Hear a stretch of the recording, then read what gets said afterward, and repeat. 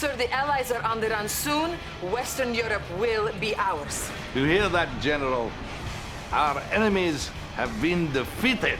Hold on, sir. I'm receiving an emergency transmission. They're attacking! There are too many! We have to evacuate! Who is attacking? The Imperial war machine has been unleashed. Do not struggle. All who stand in the way of our divine destiny will be swept away. You will bow before us. Sir, it appears that the Empire has mounted a full-scale assault. What Empire? The Empire of the Rising Sun, of course.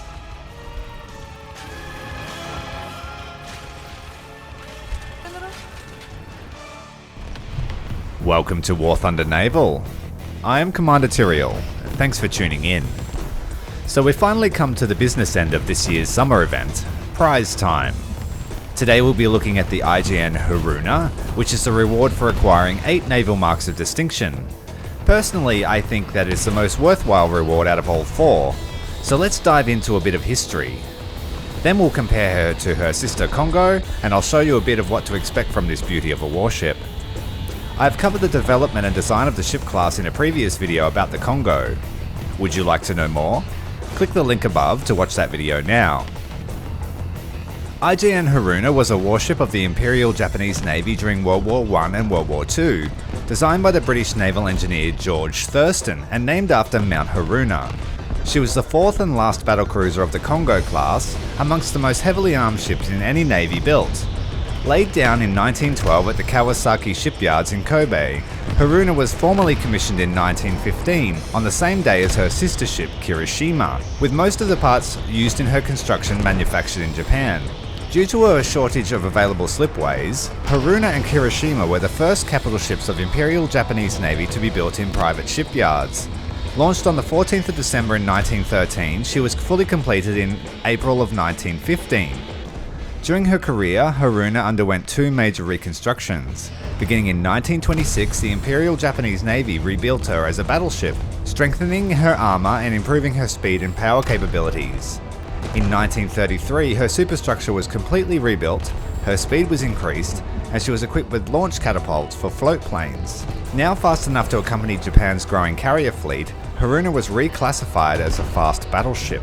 Haruna fought in almost every major naval action of the Pacific Theatre during World War II, engaging American forces at the Battle of Midway and during the Guadalcanal campaign. Deployed on several occasions in response to American carrier airstrikes on Japanese islands. Haruna participated in the Battle of the Philippine Sea and the Battle of Leyte Gulf in 1944, and on the 24th of July 1945, the US Navy Task Force 38 began a series of aerial attacks on Kure Naval Base to destroy the last remnants of the Japanese Navy. The same day, the battleship Hyuga was sunk and Haruna was hit by a single bomb which caused light damage.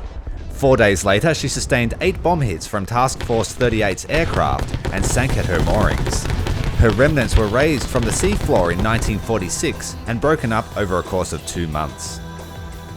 Haruna's main battery consists of 8 14-inch heavy caliber main naval guns in 4 twin turrets, 2 forward and 2 aft.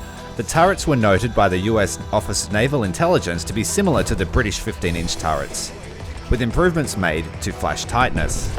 In each of her main guns could fire high explosive or armor-piercing shells to a range of 19 nautical miles or 35.45 kilometers, at a rate of about 2 shells per minute.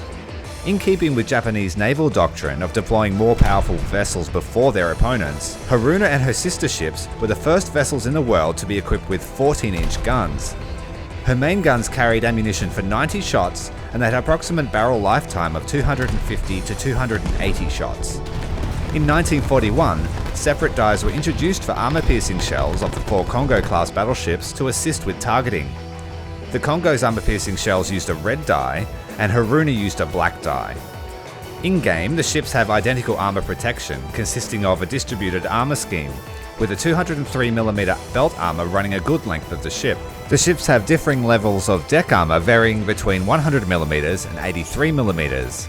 All of this offers adequate protection from low-caliber destroyer and cruiser shells, though it should be noted that there is a large section amidships over the boiler rooms that has no deck armor, thus making the ship vulnerable to plunging fire or bomb strikes in this area. I don't remember this being an issue with the KONGO class, and having a look at the models in retrospect, the gap is there, so I'm not sure if this is a bug, as stated before, but we'll see what happens. So just keep a note that the center of the ship has almost a giant gap in the deck armor. Also, the secondary decks are non-existent as well, so we'll have to wait and see. Structurally, Haruna has a larger main tower and a much larger radio room. The funnels are of a larger design to accommodate the differing power plant. On paper, Haruna is slightly faster but has a larger displacement by approximately 2,500 tons. Although Haruna has fuel tanks low in the bow, probably to increase fuel capacity or attempt to distribute weight more evenly. The amount of single mount 25mm guns has been reduced on Haruna, with double and triple mounts increased compared to KONGO, marginally increasing her AA firepower, though it should be noted that KONGO has better coverage against PT boats, as the increased number of single mounts on the stern seem to have better angles for this purpose. Aside from these differences, both ships are functionally identical, and as such offer players a large amount of consistency if they run both ships in the lineup. As it stands, Haruna has a significantly cheaper repair cost, sitting at about 35 to 40,000 Silver Lions, depending on her upgrades. While technically classified as a battleship in-game, I think it should be played like a battle cruiser, with the following mindset. Outgun anything that you can't outrun. Your primary targets are destroyers, light and heavy cruisers, and then dreadnoughts and battleships. While a battlecruiser can technically fight on fairly balanced terms with battleships, the KONGO and the Haruna do struggle in anything other than a 1v1 due to the amount of firepower battleships can put down range and their increased protection compared to you. That being said, the Japanese 14-inch guns are extremely powerful, and the stock semi-armor piercing shell is probably your best shell. It's capable of destroying most targets with sustained fire, although you will want to switch to an AP round if battleships are your main concern. My biggest suggestion to keep your rate of fire up or your damage output consistent is to ripple fire or split the turrets into two separate fire batteries. Getting the first strike on a battleship or keeping him in a constant repair state is a guaranteed way of swinging a fight in your favor. I recommend using the highest skill crew available for your battleships, as low gunnery skill and low repair skill equal a bad time. Sometimes with two repair states active at once, you can have a repair of over 2 minutes. If you need tips on how to level up your crews efficiently, check out the guide that I made a couple of weeks ago. In my opinion, these ships have a great stock grind because the stock shell is so good. The only thing you really need to research quickly is fire protection and repair kits, maybe also rudder control and rangefinder as your priorities. After those ones, unlock them as you see fit. Overall, I think the IJN Haruna is a fantastic reward for what was a semi-easy grind this year. Without the stress of specific tasks, I found it to be extremely time efficient, just to choose a lineup and grind it out. IJN Haruna is an excellent addition to any player's lineup, even if you're not a naval main. If you get a down tier, you're in for a very good time. You're generally the king of the sea with only one or two other battleships to deal with. However, in an up tier, it's gonna be all battleships, baby, so get used to fighting them. The repair cost isn't too bad. If you manage to stay alive and get a few kills, you will make a profit, technically. I suggest using your backups for the ship as your first repair. If you don't die a second time, it's free.